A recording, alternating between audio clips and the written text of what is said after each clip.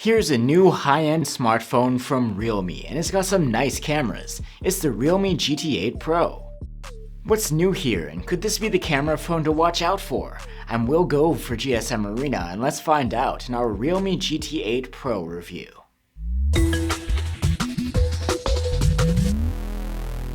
Last year's Realme GT7 Pro packed a bunch of high-end features, and the GT8 Pro does it as well, but it also goes a step beyond.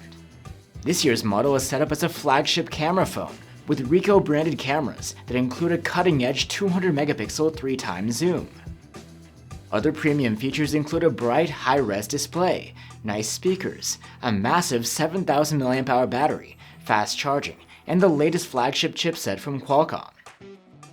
On top of that, with the GT8 Pro you can customize the looks. The camera island looks something like a robot's face, and it has a cover that you can remove by undoing a couple of screws. Then you can swap it out for a different one. There are a bunch of covers with different shapes and colors that you can buy separately. And Realme is even releasing schematics, so you can 3D print your own designs at home. With the camera bump aside, you can also choose to get the phone with different materials on the back. The blue variant has a leather-like backing, while the white one's is smooth, made of fiber-reinforced plastic. The GT8 Pro isn't easy to smudge either way, and it has a flat aluminum frame with a satin finish, which provides adequate grip. Plus, the Realme GT8 Pro has full ingress protection rated at IP68/IP69 against dust, water submersion, and heated water jets. The Realme GT8 Pro is equipped with a 6.79-inch OLED display with a QHD resolution and a 144Hz refresh rate. The screen is quite bright. With automatic brightness mode enabled, we measured up to about 1950 nits, more than enough for good legibility outdoors. You have great sharpness here with a pixel density of 508 ppi. The display also supports 10-bit color depth, and playback for HDR10+ and Dolby Vision video content. One thing a little disappointing is that this panel doesn't use LTPO tech, so while you do get 120Hz smoothing out your swiping and scrolling, and it's adaptive, it can't dial down lower than 60Hz to save energy. The only scenarios where you'd see the full 144Hz refresh rate is within supported games. Outside of those few titles, you wouldn't normally see higher than 120Hz. The GT8 Pro has a pair of stereo speakers, which earned a very good rating for loudness in our testing. The sound quality is great here, clean, balanced, and full, with enough bass. You can listen for yourself through our comparison tool linked below. To wake up and unlock the GT8 Pro, you can use an under-display ultrasonic fingerprint reader. It's fast and reliable. And as the phone has an IR blaster, you can use it to control other appliances with. You can get the GT8 Pro with 256 or 512 gigs of storage or a terabyte on board. That's not expandable through microSD. The Realme GT8 Pro runs Realme UI 7. It's based on Android 16. It's functionally about the same as ColorOS from Realme's sister company, Oppo, and not too far away from OnePlus's Oxygen OS either. Like on the iPhones, there's a black space that can appear around the selfie cutout as a shortcut to things like timers and playing media. You get your standard Google-based AI features here, like Gemini and Gemini Live, and Circle to Search. There's also something called the Mind Space, which is an AI-organized space for your screenshots and voice notes. The Mind Space is not as convenient to use here as on the Oppo or OnePlus flagships, as the GT8 Pro doesn't have the dedicated hardware button for it. An AI Studio app is also included. It can be used to generate portrait-style photos of people, or to convert an existing image of yours into a different style. You get a bunch of AI-based photo editing tools in the gallery as well. These can be used to erase objects, make the photo clearer or less blurry, or remove reflections, among other things. And for support, Realme promises 4 major OS updates and 5 years of security patches to the GT8 Pro. The chipset of the Realme GT8 Pro is Qualcomm's latest Snapdragon 8 Elite Gen 5. It's the same chipset that you'll find in many other new Android flagships. In benchmarks, the GT8 Pro keeps up with its peers, and outscores the previous generation of flagships by a considerable margin. This is one of the most powerful phones available right now, and it can handle pretty much anything you throw at it. As is typical for these high-powered phones, there's a tendency for thermal throttling, with the GT8 Pro going down to 60% of max CPU performance during our prolonged stress test. The Realme GT8 Pro packs a huge 7,000 mAh battery, and it looks like that'll be the capacity for units sold in the EU as well. In our testing, the phone earned great marks across the board, and ended up with an active use score of 20 hours and 24 minutes. We have seen higher nowadays, but the GT8 Pro is right up there with the best on our battery life charts. The phone is rated for 120 watt charging with a proprietary SuperVOOC adapter, and that comes with the phone in some markets. Otherwise, there's support for 55 watt USB power delivery charging with PPS. The SuperVOOC charger was able to charge the phone from 0 to full in just 40 minutes, impressive for such a large battery. And the power delivery charger wasn't that slow either, taking 53 minutes for a full charge. Unlike the previous model, there is wireless charging here. It's rated at 50 watts if you use a proprietary charger. Now we have the cameras, which include a 50 megapixel main camera, a 200 megapixel 3x zoom, and a 50 megapixel ultrawide camera. Ricoh cameras are popular for street photography, and you even get a dedicated Ricoh GR camera mode here. It comes with zoom toggles that match the Ricoh cameras, and a few color filter presets, including a couple of black and white modes.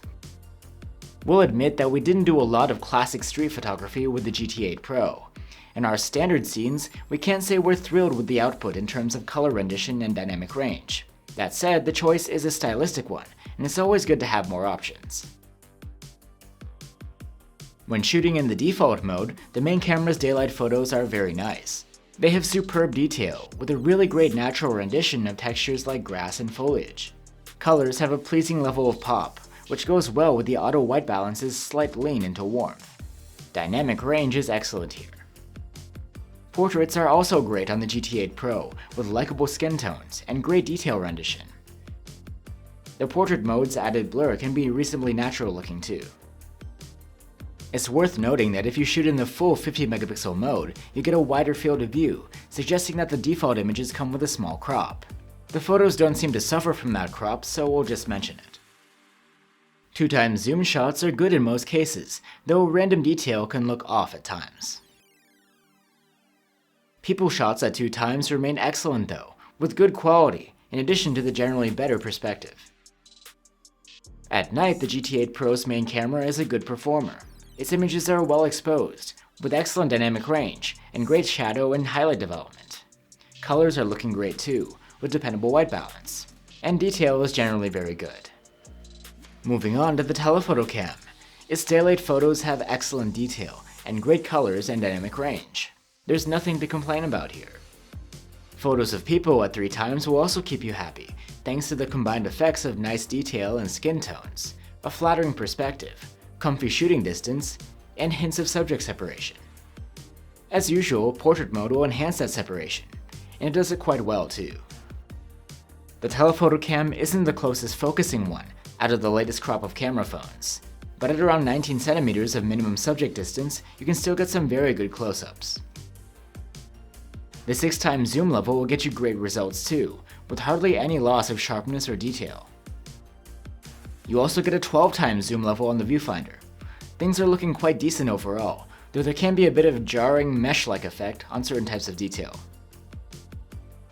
In low light, the 3x zoom shots have very good detail, and noise is well controlled. Exposures and dynamic range are top class, and the color rendition isn't leaving us wanting either. Now the ultrawide camera. During the day, it captures superb images with great detail, excellent dynamic range, and pleasing colors.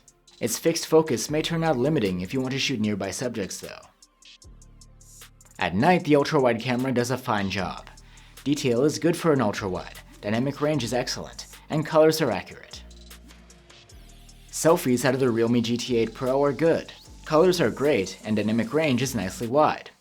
The detail is alright, not pin sharp though, as the selfie camera comes out with 32 megapixel photos instead of using pixel binning. Also, there's no autofocus here. The GT8 Pro can record videos in 8K with the main cam, and the other cameras max out at 4K. You can do 4K 120fps slow-mo with the main and telephoto cameras as well, and there's support for recording in 10-bit log. 4K videos from the GT8 Pro's main camera are very nice, with vibrant colors and wide dynamic range. Detail is very good, if a little heavily sharpened. The telephoto cam's 3x clips are very good as well. And the ultrawide's footage is good for this sort of camera, with nice exposure and colors. In the dark, the main camera's clips are good, but they're a touch conservative in terms of colors and contrast. The detail can be a little soft in the shadows too. The telephoto camera's results are similarly solid, without being truly exciting. We'd have liked a little bit more sharpness here. The ultrawide's nighttime footage is okay, but it's soft and noisy. Video stabilization when walking is great, in contrast to the somewhat shaky footage you get when shooting handheld from a stationary position. At least pans are smooth. So there you have it, the Realme GT8 Pro. This is quite a well-rounded phone, with a customizable look, great battery life, fast charging, a powerful chipset, and a nice display and speakers. On top of that, Realme has stepped up its camera game this time around, with the Ricoh collaboration. Honestly, the video stabilization could be better, but otherwise the quality is great overall.